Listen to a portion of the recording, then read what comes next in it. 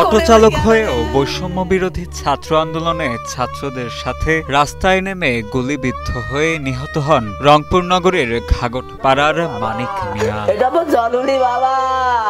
নিজের মানিককে হারিয়ে যেমন একদিকে বারবার মূর্ছা যাচ্ছেন তার দুঃখিনী মা, ঠিক তেমনি বহুদিন বাবার মুখ দেখতে না পেরে অস্থির হয়ে পড়েছে মানিকের ফুটফুটে শিশুটিও। তাকে বেঁচাচ্ছে বিয়ে জালে দুল আলে তেল আলে তাকে খায়। আজ বাবা 27 দিন হাতে নাই, আমাদের কে খাওয়াইবে? তার ছোট একটা ভাই, সববারে ছোট ভাই, তাই খালি পড়িয়াছে। আমাদের খোঁজ কেউ লেলা সকালে কলা ভর্তা করে একটি চাল আদেশের চাল দি তাকে দি বাচ্চার কিনে বাবার সাথে আমার দেখা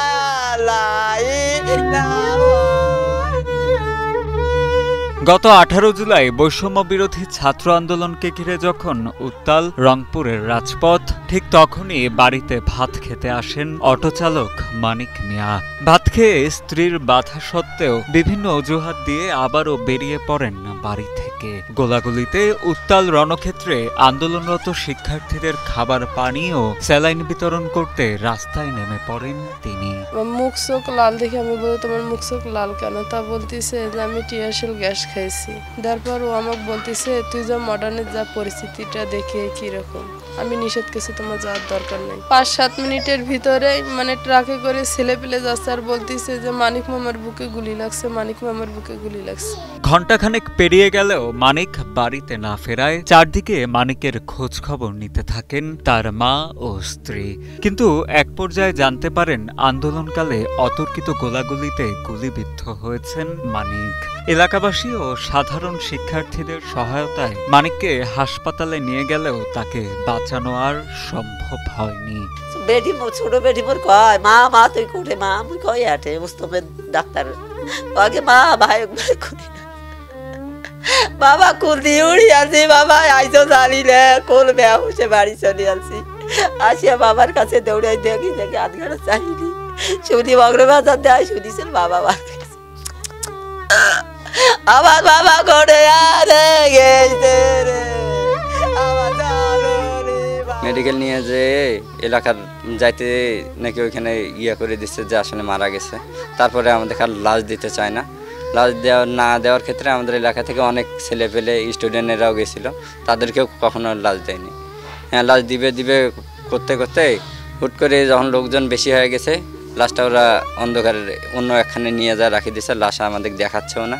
অটোরিকশা চালানোর পাশাপাশি নগরীর আরকে রোড সংলগ্ন সুটকির আড়ত এলাকায় রাস্তার ধারে চায়ের দোকান করে সংসার চালাতেন মানিক মিয়া। তার রোজগারেই মূলত বৃদ্ধ মা, স্ত্রী, শিশু সন্তান ও ছোট ভাই ছিল নির্ভরশীল। কিন্তু এখন পরিবারের একমাত্র উপার্জনক্ষম ব্যক্তিটিকে হারিয়ে পথে বসতে চলেছে অসহায় পরিবারটি।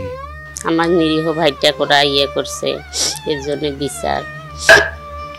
আর আমার একটা ছোট ভাই আছে, যদি ওদেরকে একটু ইয়ে করে দেয়, ভাবি আছে, ওদের যদি ইয়ে করে দেয় খুব খুশি হব সংসারে। সবাই, আবু সাইদও তো রংপুরে মারা গেছে, সে তো এক ভার্সিটির ছাত্র। আমরা না হলে ক্ষুদ্র পরিবারের মানে লোক, এ কারণে আমরা কি সরকারের কাছে কোনো বিচার পাবো না? আমাদের সরকারের কাছে চাওয়া পাওয়াই হলো যে আমার স্বামীর নির্মমভাবে হত্যার বিচার চাই। আমাদের সংসারটার দিকে মানে সরকারকে তাকার জন্য অনুরোধ করছি। এলাকাবাসীর ভাষ্য, দেশ ও ভবিষ্যৎ প্রজন্মের কথা বিবেচনা করে রাস্তায় সাধারণ শিক্ষার্থীদের পাশে দাঁড়িয়েছিলেন মানিক মিয়া। কোনো রাজনৈতিক দল বা সংগঠনের সাথে সম্পৃক্ত ছিলেন না তিনি। তাই অসহায় পরিবারটির পাশে সাহায্যের হাত বাড়িয়ে দেওয়ার আকুল আবেদন নিহত মানিকের প্রতিবেশী ও এলাকাবাসীর। এই ছেলেটা খুব নিরীহ ছেলে এবং খুব সাদামাটা ছেলে ছিল।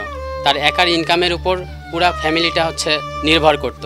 তার একটা ছোট্ট বাচ্চা আছে, মাসুম বাচ্চা আছে, বউ আছে, আমার আপন ভাতিজা হয়। এই পরিবারটাকে দেখভাল করার জন্য এখন পর্যন্ত সরকারি কোনো অনুদান আসে নাই বা কেউ খোঁজ খবর নেওয়ার জন্য পর্যন্ত আসে নাই।